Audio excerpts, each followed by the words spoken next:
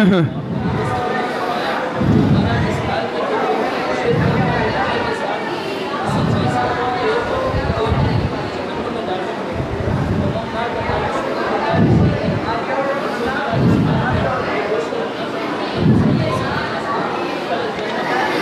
اللہ الرحمن الرحیم۔ علم سے متعلق دیکھیں، فرماتے ہیں علم وہ روشنی ہے جس کے ذریعے انسان اچھے برے کا فرق معلوم کرتا ہے۔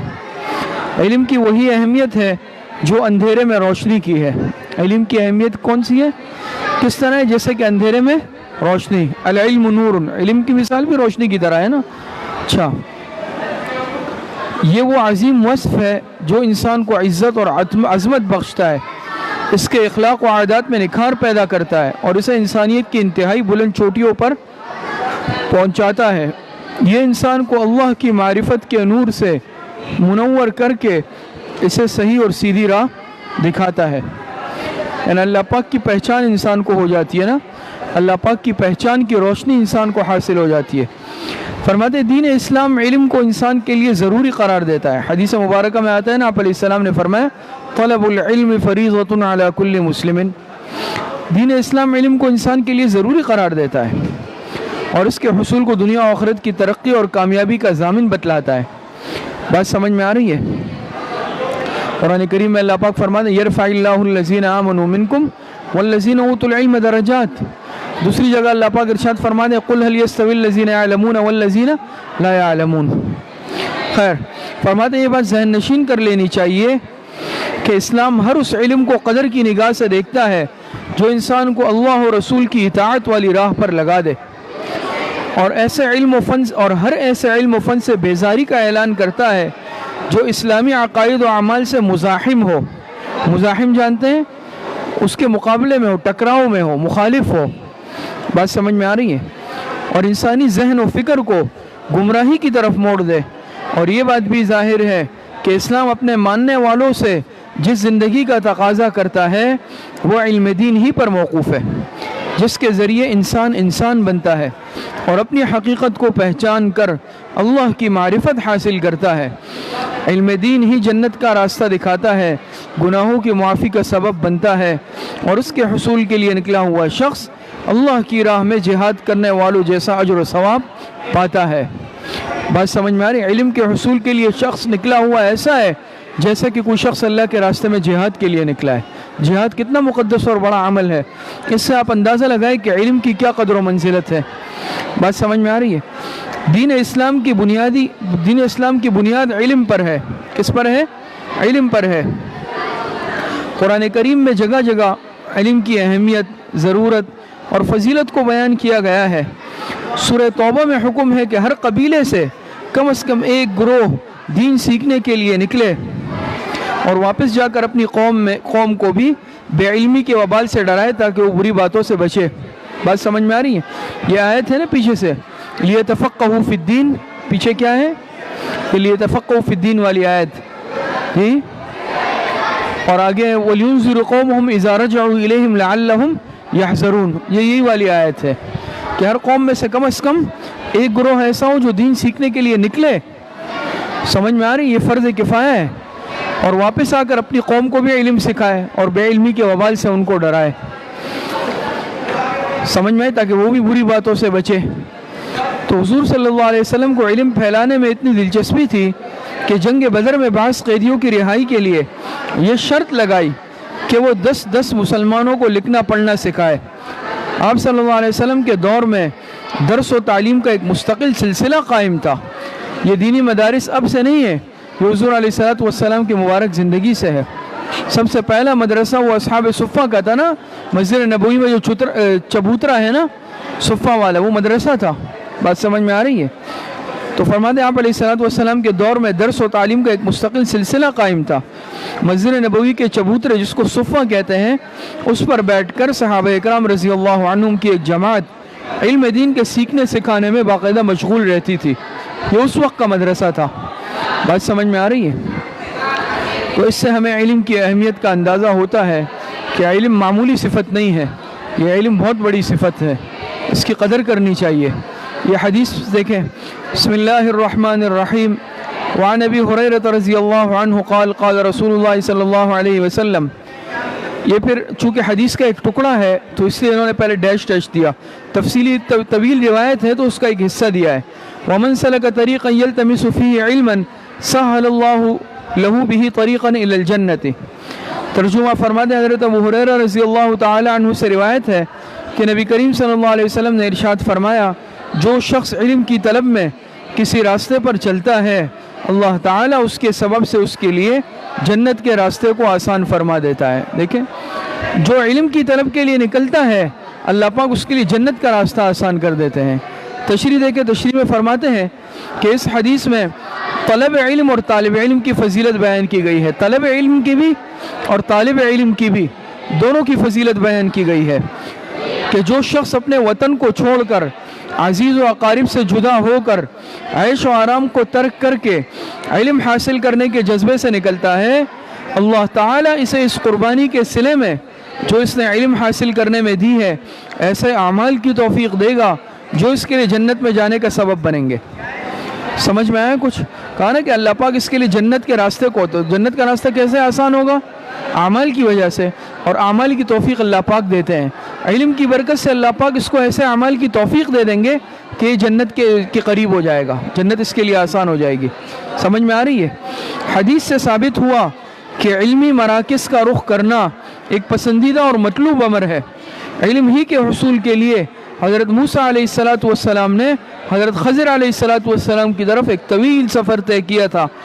صحابہ اکرام رضوان اللہ علیہ مجمعین نے بھی حصول علم کی خاطر دور دراز کی مسافتیں طے کی, اور ان کے بعد بھی ہر دور میں اہل علم نے مشقتیں برداشت کر کے دین سیکھنے اور سکھانے میں اپنی زندگیاں گزار دی.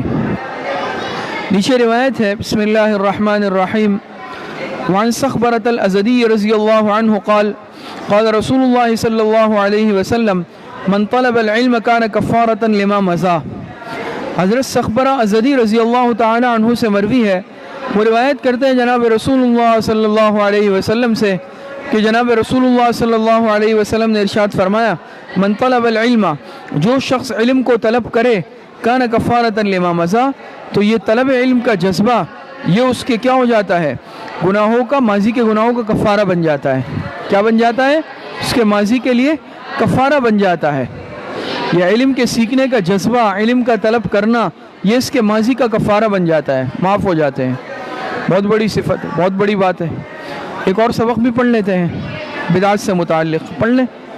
بسم اللہ الرحمن الرحیم. دوسرا سبق ہمارا ہے بدعات سے متعلق. فرماتے ہیں اہل لغت بدعات کا اطلاق ہر اس چیز پر کرتے ہیں جو کسی سابق نمونے کے بغیر عمل میں لائی گئی ہو. شریعت کی اصطلاح میں بدعات کے معنی ثواب کی نیت سے کیا جانے والا ہر وہ عمل ہے جس کا رسول اکرم صلی اللہ علیہ وسلم اور حضرات صحابہ اکرام رضوان اللہ علیہ مجمعین کے قول و فعل سے کوئی ثبوت نہ ہو. یہ تعریف ہے. سمجھ میں آ رہی؟ ثواب کی نیت سے بدعت کی تعریف کیا ہے؟ ثواب کی نیت سے کیا جانے والا ہر وہ عمل جس کا حضور علیہ السلام اور صحابہ اکرام کے قول فعل سے کوئی ثبوت نہیں ہو, تو یہ کیا کہلاتا ہے؟ بدعت. آپ صلی اللہ علیہ وسلم نے اللہ تعالیٰ کی طرف سے پسند و ناپسند کا جو معیار دیا اس کا نام دین و شریعت ہے. دین مرضی پر چلنے کا نام تھوڑی ہے, اپنی مرضی پر. دین اللہ اور اس کے رسول کی مرضی پر چلنے کا نام ہے. سمجھ میں آ رہی ہے؟ اچھا, تو اس کا نام دین و شریعت ہے, جس کی تکمیل کا اعلان آپ صلی اللہ علیہ وسلم کے وصال سے 3 ماہ قبل حجۃ الوداع کے موقع پر کر دیا گیا تھا. قرآن کریم میں ہے نا, اللہ پاک ارشاد فرماتے ہیں الیوم اکملت لکم دینکم واتممت علیکم نعمتی ورضیت لکم الاسلام دینا. حضور علیہ السلام کو خطاب ہے. اللہ پاک ارشاد فرماتے ہیں آج کے دن ہم نے اکملت لکم دینکم, آپ کے لیے آپ دین کو مکمل کر دیا آپ پر, اور آپ پر اپنی نعمتیں کیا کر دی؟ مکمل کر دی, اور آپ کے لیے دین اسلام کو ہم نے پسند کیا. ایک مومن کا اعتقاد یعنی عقیدہ اور ایمان اتنا پختہ اور کامل ہونا چاہیے کہ قرآن و سنت والی راہ پر پورے یقین کے ساتھ چلنے اور شریعت کے حدود کے اندر رہنے کو ہی اپنے لیے فلاح و سعادت سمجھے, کامیابی سمجھے. اپنی نفسانی خواہشات اور ذاتی اغراض کی بنا پر دین میں نئے نئے طریقے رائج کرنا نہ صرف یہ کہ ایمان و اعتقاد کی بڑی کمزوری ہے بلکہ دعوی اسلام کے بھی منافی ہے. دین اپنی خواہشات پر چلنے کا نام تھوڑی ہے کہ جس عمل سے میرا نفس خوش ہو رہا ہے وہ دین ہے. اللہ کی مرضی پر چلنے کا نام ہے. بدعات میں مبتلا ہونے کے بعد بدعات کی ایک اور نحوست کیا بھی ہے کہ بدعات میں مبتلا ہونے کے بعد دل و دماغ کی نورانیت اور صلاحیت زائل ہو جاتی ہے، ختم ہو جاتی ہے، آدمی حق و باطل کی تمیز کھو بیٹھتا ہے۔ یہ ایک ایسا عمل ہے جس کو شیطان اتنا مزین اور خوبصورت بنا کر پیش کرتا ہے کہ کرنے والے کو اپنی غلطی کا احساس ہی نہ ہو اور مرتے دم تک اسے توبہ کی توفیق بھی نہ ملے۔ یہ ایک بڑی مصیبت ہے بدعات کی۔ بدعات پیاری پیاری سنتوں سے محرومی کا بڑا سبب ہے۔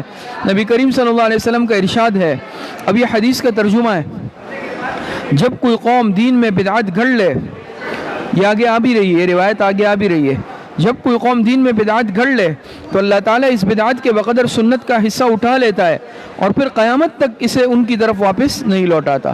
انسان جتنی بدعاتوں میں مبتلا ہوتا ہے اس کی زندگی سے سنتیں نکل جاتی ہے۔ آپ صلی اللہ علیہ وسلم نے فرمایا، میں حوض کوثر پر اپنی امت کو پانی پلانے کے لیے موجود ہوں گا، کچھ لوگ میرے سامنے ایسے بھی آئیں گے جن کو میں پہچانتا ہوں گا اور وہ مجھے پہچانتے ہوں گے، مگر میرے اور ان کے درمیان رکاوٹ پیدا کر دی جائے گی۔ میں کہوں گا یہ تو میرے لوگ ہیں، جواب ملے گا کہ آپ نہیں جانتے انہوں نے آپ کے بعد کیا کچھ گڑا۔ یہ جواب سن کر میں کہوں گا، سحقاً سحقاً لمن غیر بعدی، پھٹکار ہو پھٹکار ان پر جنہوں نے میرے بعد میرا طریقہ بدلا۔ سمجھ میں آ گئی؟ تو بدعات کی کتنی بڑی نحوست اور خرابیاں ہیں، آپ اندازہ لگا لیں۔ ایک تو سنتوں سے محرومی ہو جاتی ہے، بات سمجھ میں آ رہی ہے، اور دوسرا انسان گمراہی کے گڑھے میں جا کر گرتا ہے۔ یہ روایت دیکھیں، بسم اللہ الرحمن الرحیم، عن عائشہ رضی اللہ عنہا قالت قال رسول اللہ صلی اللہ علیہ وسلم من احدث فی امرنا هذا ما لیس منہ فهو رد۔ ترجمہ، حضرت عائشہ صدیقہ رضی اللہ عنہا فرماتی ہے کہ رسول اللہ صلی اللہ علیہ وسلم نے فرمایا کہ جس نے ہمارے اس دین میں کوئی نئی بات نکالی جو اس میں سے نہیں ہے تو وہ مردود ہے، رد کر دی گئی ہے، اس کی کوئی حیثیت نہیں ہے۔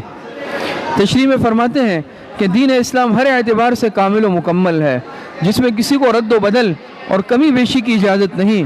جو شخص قرآن و سنت کے صحیح راستے کو چھوڑ کر اپنی مرضی کے مطابق اسلام میں نئی نئی باتیں گھڑتا ہے اور ان کی نسبت شریعت کی طرف کرتا ہے، حالانکہ اسلام میں ان کا وجود ہی نہیں ہوتا، اور نہ ہی خیر القرون صحابہ کا زمانہ، تابعین کا زمانہ، تبع تابعین کا زمانہ، اور نہیں خیر القرون میں ان کا کوئی ثبوت ملتا ہے، تو ایسے شخص کی بات کو مردود یعنی ناقابل قبول قرار دیا جائے گا۔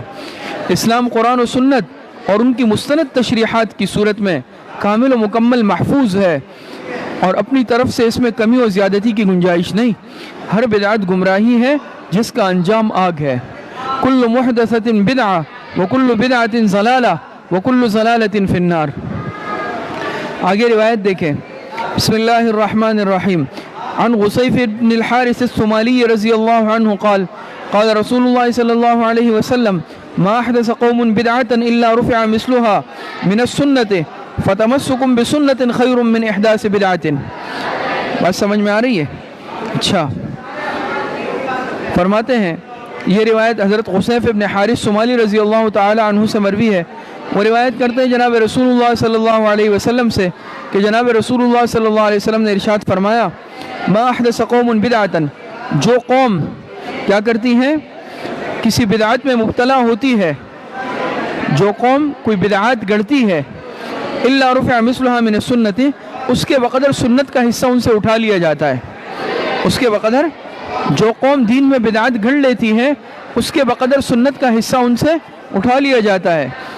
آگے فرمایا فتمسکم بسنت خیر من احداث بدعۃ، پس سنت پر مضبوطی سے قائم رہنا، سنت کو مضبوطی سے تھامنا بدعات کی ایجاد کرنے سے بہتر ہے۔ سنت کو مضبوطی سے تھامنا بدعات کی ایجاد کرنے سے کیا ہے؟ یہ بہتر ہے۔ بات سمجھ میں آ رہی ہے؟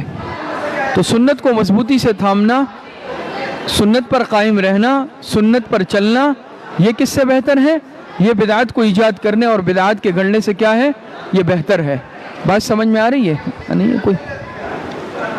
تو یہ دو سبق آپ حضرات کے ہوئے ہیں، نیچے تو نہیں ہے کوئی؟ تو ایک آج آپ کا سبق علم سے متعلق ہوا، جس میں علم کی اہمیت اور فضیلت آپ حضرات کے سامنے بیان ہوئی ہے، اور